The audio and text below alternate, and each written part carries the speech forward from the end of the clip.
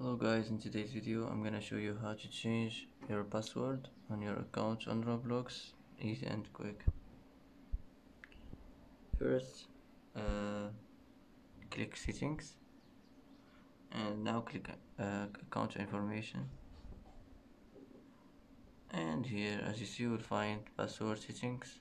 Just click like this and enter your current password and enter your new password and click update, and that's it, it will be changed.